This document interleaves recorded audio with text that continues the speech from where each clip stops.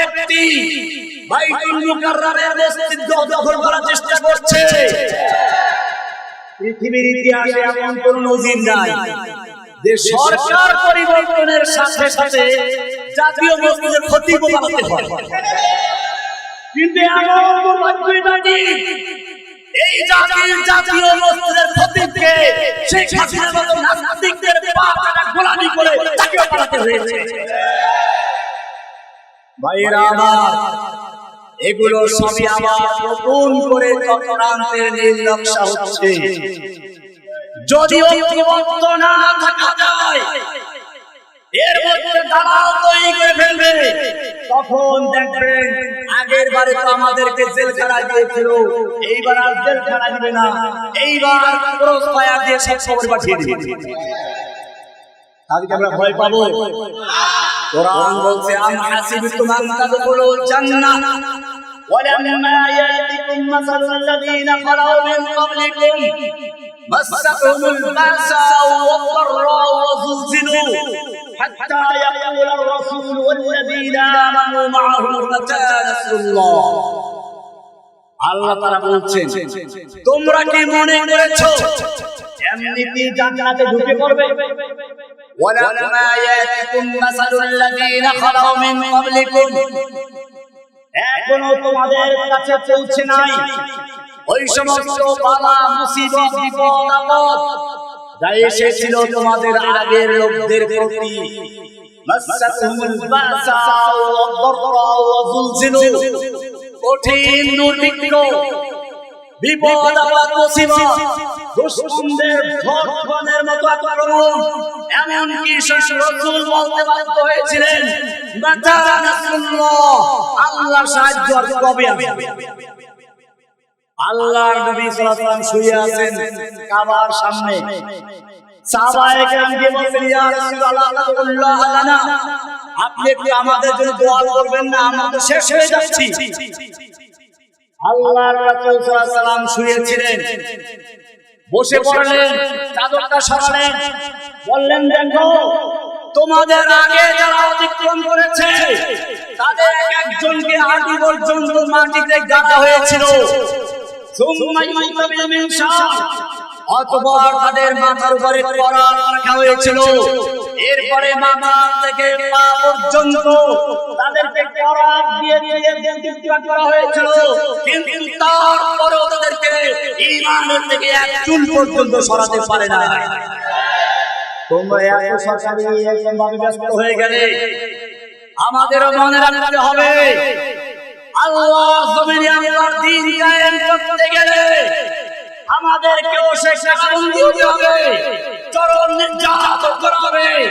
আমাকে 7 মাস পর্যন্ত মোটা বেড়ি পরিয়ে হাতে হ্যান্ডকাফ লাগিয়ে, এরপরে 7 মাস রাখা হয়েছে একটা ধারে, এরপরে কোর্টে কেমন উঠানো হতো আপনারা দেখেছেন, পায়ে বেড়ি, হাতে হ্যান্ডকাফ, শরীরে কি জানি বুলেট প্রুফ জ্যাকেট, মাথায় হেলমেট, এই সব লাগিয়ে তারপরে সামনে পাশে পুলিশ। এমন মনে হয় বিশ্বের সবচেয়ে দুর্ধর্ষ জঙ্গিকে আনা হয়েছে। এটা কেন?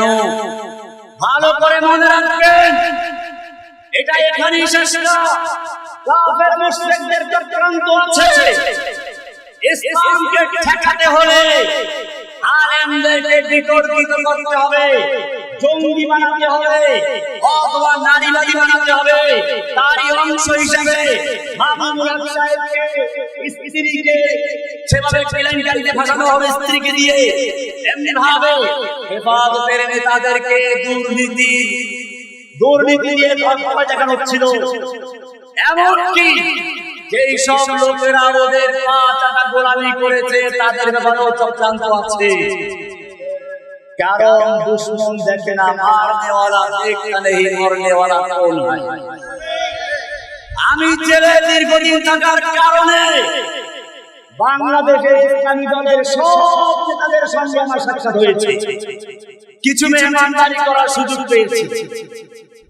প্রথম যখন প্রবেশ করলাম তখন পেলাম নিজামী সাহেবকে, আমি রেজামাত নিজামী সাহেবকে, সেক্রেটারি মুজাহিদ সাহেবকে একসাথে গাড়িতে গেছি এবং সবচেয়ে দুর্ধর্ষ ভয়ঙ্কর ছেলে ছিল।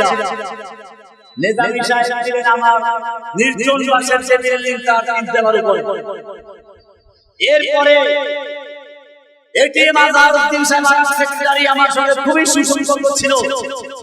গোলাম পরোয়ার সাহেব পেয়েছি, হেফাজতের বন্ধু বান্ধব সবাইকে পেয়েছি। কয়জনের নাম বলবো? এরকম ভাবে মাদ্রাসার ছাত্র, স্কুলের ছাত্র, কলেজের ছাত্র, ইসলামের নামে যে করেছে, খেলাফত মজলিস বলেন, ছাত্র মজলিস বলেন, খেলাফত আন্দোলন, এইভাবে হেফাজত ইসলাম, জামাতে ইসলাম, শিবির বলেন, হিজবুত তাহরীর বলেন, সব ধর্মের মানুষকে দুশমনরা আমাদের একই এলাকায় বন্দী করে দিয়েছে।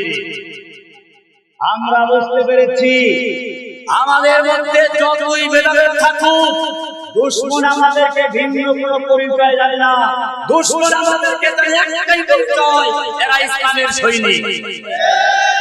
সুতরাং বুঝতে হবে, আজকে ওলামায়ে কেরামদেরকে বলবো, নিজেদের মধ্যে সামান্য ভেদাভেদ থাকলে থাকুক, ইখতিলাফ থাকবে, সাহাবায়ে কেরামদের মধ্যেও ছিল। সেইগুলোর সুযোগ নিয়ে যে কোনো বাতিল আসতে চায়, আমাদের মধ্যে বিভেদ সৃষ্টি করতে চায়, আমি আপনাদেরকে শোনাচ্ছি সেই আমাদের খালাত আমির মুআবিয়া রাদিয়াল্লাহু তাআলা আনহুর কাহিনী। আপনারা জানেন আলী রাদিয়াল্লাহু তাআলা আনহুর সঙ্গে আমির মুআবিয়া রাদিয়াল্লাহু তাআলা আনহুর বিরোধ ছিল, যুদ্ধ পর্যন্ত গড়িয়েছে। আমির মুআবিয়ার সঙ্গে আলী রাদিয়াল্লাহু তাআলা আনহুর যখন যুদ্ধ হচ্ছিল, সেই সময় রোমের সম্রাট আলীর কাছে আমির মুআবিয়া রাদিয়াল্লাহু তাআলার কাছে পত্র লিখলো। ভালো করে শুনুন, রোমের সম্রাট পত্রে উল্লেখ করছে, আমির মুআবিয়া, আমরা জানতে পেরেছি তোমার আমির তোমার সঙ্গে বিরোধ করে, তোমার পাওনা থেকে তোমাকে বঞ্চিত করেছে। তুমি যদি আমাদের সাহায্য নাও, তাহলে রোম সম্রাট পূর্ণ শক্তি দিয়ে তোমাকে সাহায্য করবে। আমির মুআবিয়া কি উত্তর দিয়েছিলেন? তিনি কি গণজাগরণের মঞ্চে গিয়ে উঠেছিলেন? ঘাতক দালালদের মঞ্চে গিয়ে উঠেছিলেন? আমির মুআবিয়া রাদিয়াল্লাহু তাআলা আনহু কি বলেছেন ভালো করে শুনুন। তিনি পত্র লেখলেন, ইয়া কালবার রোম, ওহে রোমের কুকুর, ওহে রোমের কুত্তা, আমার সঙ্গে আমার আমিরের বিরোধ চলছে। এই সুযোগ নিয়ে যদি মুসলিম খেলাফতের দিকে একটা পা বাড়াও, জেনে রাখবি আলীর পক্ষে যুদ্ধ করতে গিয়ে প্রথম যে লোকটা জীবন দেবে সে হচ্ছে আমির মুআবিয়া রাদিয়াল্লাহু তাআলা। আমাদেরকেও বলতে হবে, এদেশের জামাত ইসলাম বলেন, কওমি বলেন, আলিয়া বলেন, এমনকি সুন্নি জামাত বলেন, আহলে হাদিস বলেন, পরস্পরের বিরোধ থাকতেই পারে, কিন্তু ইসলামের কারণে যদি কারো উপরে আক্রমণ আসে, আমাদেরকেও সে আমির মুআবিয়ার মতো বলতে হবে, আমাদের মধ্যে যতই বিরোধ থাকুক তাদের পক্ষে জীবন দেওয়ার জন্য আমরা প্রস্তুত আছি।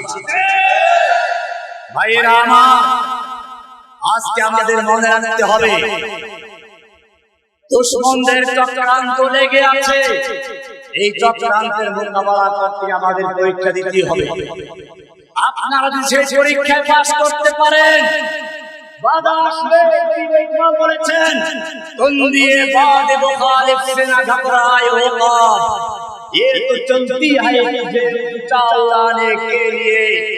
ও মুসলিম যুবকেরা, তোমরা হচ্ছ সেই মধ্য গগনের বাজ পাখির মতো, যে বাজ পাখি ঝড়ো হাওয়া দেখে ভয় পাওয়ার পরিবর্তে আরো আকাশে উড়তে থাকে, বাতাসের তালে তালে সে নাচতে থাকে। ঠিক তেমনি ভাবে তোমাদের বিরুদ্ধে দুশমন যত বাধা সৃষ্টি করবে, যত অত্যাচার করবে, তোমরা ঈমানি শক্তি নিয়ে কত সামনে বাড়বে। তার প্রমাণ রেখেছিল আজকের সমাজের কোটি কোটি ছাত্ররা। মাদ্রাসার ছেলে, স্কুলের ছেলেরা তখন তাদের মুখে গুলি করা হচ্ছে, অন্যরা পালিয়ে গিয়ে সামনে বেড়ে যাচ্ছে। হাসিনা গুন্ডারা বুঝতে পারলো এইখানে একটা গুলি করলে একটা মরে, বাকি 10টা এগিয়ে আছে, এদের মোকাবেলা করবো ঠিক ঠিক। বোঝা গেল যে মৃত্যুকে তোমরা জয় করতে পারো, তোমাদের বিজয়কে ঠেকাতে পারবে না। सो चाहे फिर अब कुछ भी हो, हर हाल में अपना हक लेंगे। इज्जत से जीना है तो जी लेंगे, या जाने शहादत पी लेंगे। মনে রাখতে হবে, আজকে আমাদের সামনে অনেক সমস্যা, আমাদেরকে এই সুযোগে দুশমনরা অনেক উস্কানি দিবে। আমি আপনাদেরকে বলছি, খবরদার, কুফফারদের ষড়যন্ত্রের ফাঁদে পা দেওয়া যাবে না। এক্ষেত্রে আমি আপনাদেরকে পরিষ্কার বলি, পরিষ্কার মনে রাখতে হবে, আল্লাহর নবী যখন মক্কায় ইসলামের দাওয়াত দেওয়া শুরু করলেন, আবু বকর, ওমর, ওসমান, হামজার মতো লোক আল্লাহর নবীর সঙ্গে আছে। তিনি ইচ্ছে করলে ওই সময় মক্কার খানায় কাবা এবং তার আশপাশে 360টা মূর্তি ছিল, অনেকগুলো ভাঙতে পারতেন না? অনেকগুলো ভাঙতে পারতেন কিনা? কিন্তু কেন ভাঙলেন না? ভালো করে বুঝুন, আল্লাহর নবী সাল্লাল্লাহু আলাইহি ওয়াসাল্লাম আমাদের জন্য আদর্শ কায়েম করেছেন। ওই সময় যদি তিনি 10টা মূর্তি ভাঙেন, পরের দিন আবার আরো সুন্দর করে পাথর দিয়ে তৈরি করবে, এতে কোনো লাভ নেই। বরং তার চেয়ে এই মূর্তি না ভেঙে মানুষের মূর্তির পেট থেকে, মানুষের অন্তর থেকে মূর্তি ভাঙতে পারলে ওই মানুষেরা নিজেরাই মূর্তি ভেঙে ফেলবে। এই কর্মসূচি নিয়ে আল্লাহর নবী এগিয়ে গেলেন, তাওহীদের দাওয়াত দিলেন। এক পর্যায়ে যেই মানুষগুলো মূর্তি তৈরি করত, সেই মানুষগুলো নিজের হাতে মূর্তি ভেঙে দিল। আপনারা দেখেন নাই, এই জাতির সামনে উদাহরণ রয়েছে, এই জাতীয় যারা মূর্তি তৈরি করেছিল, শেখ মুজিবের নাম নিতে নিতে শেখ হাসিনা এমন ঘৃণা তৈরি করেছে, তার বাপের বড় বড় মূর্তিগুলো কেড়ে নয়, কেড়ে নিয়ে ভেঙে চুরমার করে দিয়েছে। আমরাও চাই এই মুহূর্তে দুই একটা মূর্তি ভেঙে নয়, দুই একটা মাজার ভেঙে নয়, পরিষ্কার বুঝুন, এখন আমাদের সময় আছে তাওহীদের দাওয়াত দিয়ে, কোরআনের বিধান প্রতিষ্ঠা করে, মানুষের মধ্যে তাওহীদ তৈরি করে দিয়ে এমন এক সমাজ গড়ব যেখানে তারা মূর্তি তৈরি করেছে, মাজার তৈরি করেছে, ওরা নিজের হাতে মাজার ভেঙে দিয়েছে। সুতরাং আমরা পরিষ্কার বুঝতে হবে, কোন ফাঁদে পা দেওয়া যাবে না। আপনাদেরকে ভাবতে হবে, জসিমউদ্দিন রহমানী জেল থেকে দুর্বল হয়ে আসে না, দুর্বল হয়ে আসতে অনেক আগে আসা যেত।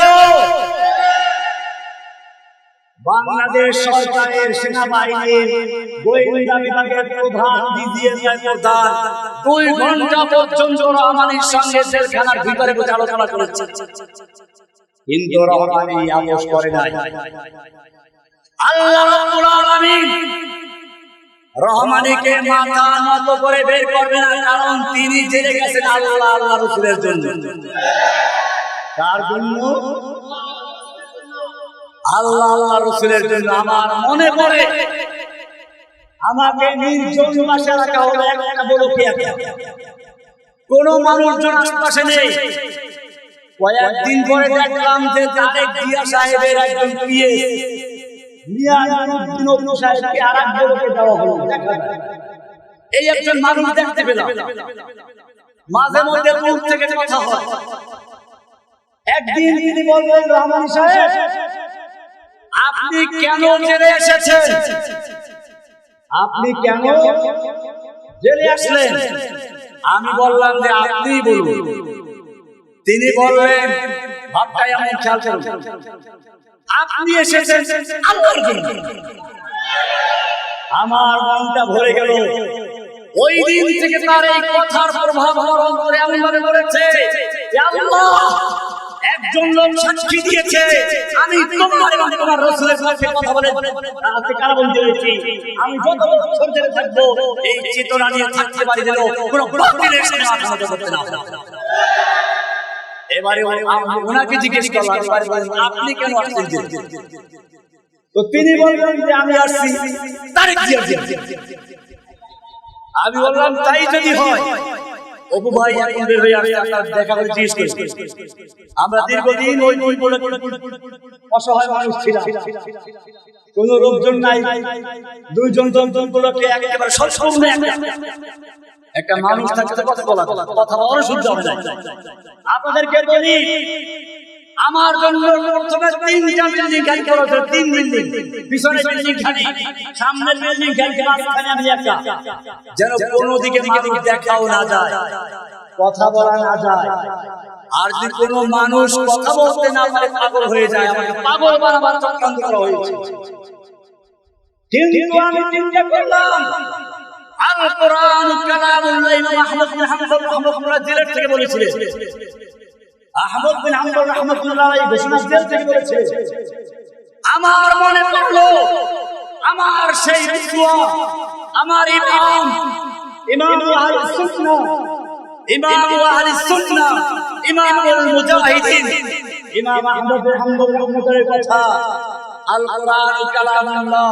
আমি পেয়ে গেছি কথা বলার লোক। কোরআন হচ্ছে আল্লাহর কালাম। আমি যদি কোরআন পড়ি কোন মানুষের সঙ্গে নয়, সরাসরি আল্লাহর সঙ্গে কথা বলা হবে।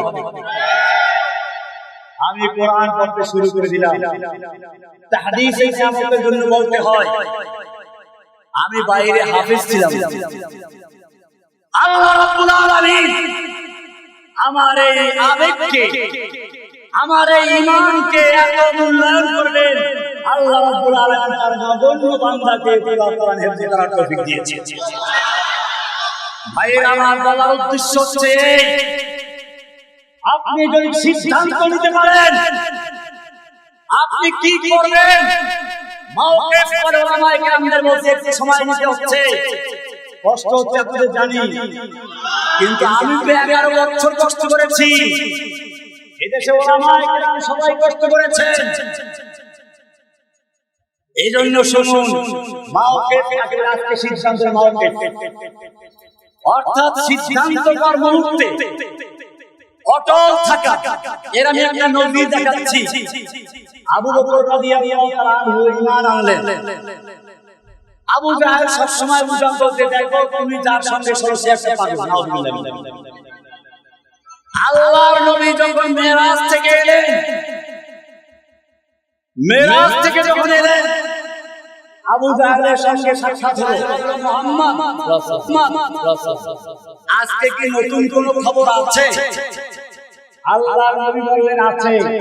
এই রাতে আমি এখান থেকে বাইতুল মুকাদ্দাস এবং সেখান থেকে সিদরাতুল মুনতাহা পর্যন্ত গেছি, আল্লাহর সঙ্গে কথা বলে ফিরে এসেছি। আবু জাহেল একটু হাসি আসলো, পাগলের কথা পাইছি, এইবার পাগলামি প্রমাণ করা যাবে। বলল, মুহাম্মদ সাল্লাল্লাহু আলাইহি ওয়াসাল্লাম তুমি কি এই কথা আমাকে বলবে নাকি অন্য কাউকে বলবে? তোমরা সবাই কি বলবে? তার বসো, আমি আসতেছি। সোজা চলে গেছে আপনার করে বাড়িতে। বলে, আবু বকর কি বাবা এত সকালে কেন?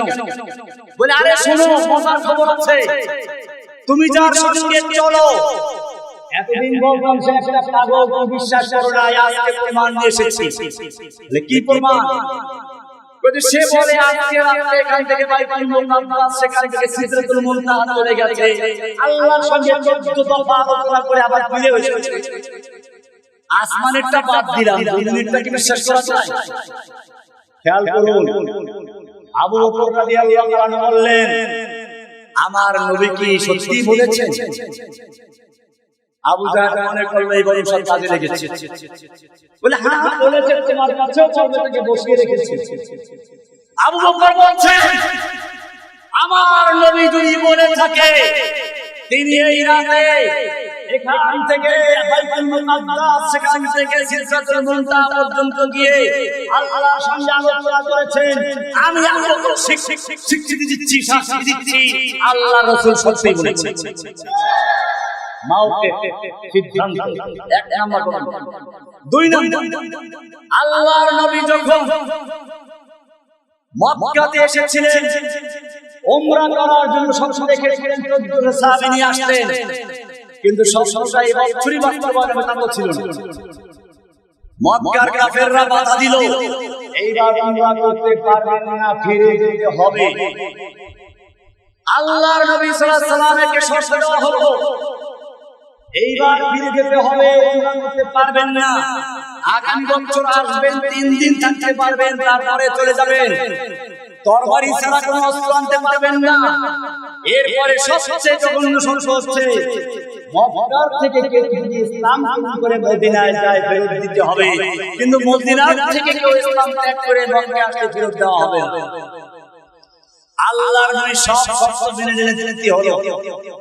আবু বকর রাদিয়াল্লাহু তাআলা আনহু গিয়ে আল্লাহর নবীকে গিয়ে বলছেন, আলাস্তা আনতা রাসূলুল্লাহ, আপনি কি আল্লাহর রাসূল নন? আল্লাহর রাসূল বলেন, হ্যাঁ অবশ্যই। আবার প্রশ্ন, আপনার প্রতি নাযিলকৃত কোরআন কি সত্য নয়? অবশ্যই সত্য। আমরা যদি আল্লাহর রাস্তায় যুদ্ধ করে শহীদ হই, তাহলে আমরা জান্নাতি হব না? অবশ্যই। তাহলে কেন আমরা এই অপমানজনক শর্ত মেনে নিচ্ছি? আল্লাহর নবী বললেন যে আনা রাসূলুল্লাহ, আমি আল্লাহর রাসূল। ওমর এখান থেকে চলে গেলেন শুধু আবু বকরের কাছে। আবু বকরকে বলছেন, হে আবু বকর, আলাইসা হুয়া রাসূলুল্লাহ, তিনি কি আল্লাহর রাসূল নন? আবু বকর বলেন, অবশ্যই। তার প্রতি নাযিলকৃত কিতাব কোরআন কি সত্য নয়? অবশ্যই সত্য। তাহলে কেন আমরা এই লাঞ্ছনামূলক শর্ত মেনে আমরা ফিরে যাচ্ছি? আবু বকর কি বলছেন শুনুন। আবার একই কথা, হুয়া রাসূলুল্লাহ। কি বললেন? রাসূল কি বলেছিলেন? আনা রাসূলুল্লাহ, আমি আল্লাহর রাসূল। আবু বকর বলছেন হুয়া রাসূলুল্লাহ, তিনি আল্লাহর রাসূল। মাওকে কোনো সংশয় তাকে করাতে পারে না। এবারে 3 নাম্বার কথা শুনুন।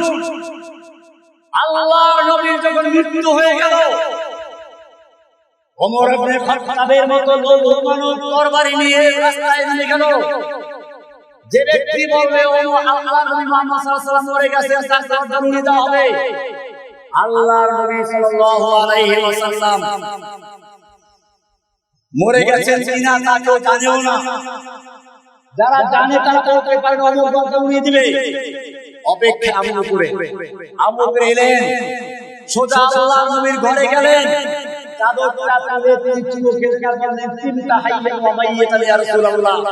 আপনাকে আল্লাহ যেই মৃত্যু দেখেছিলেন তা বিধান দিলেন না, আপনার মৃত্যু হয়ে গেছে।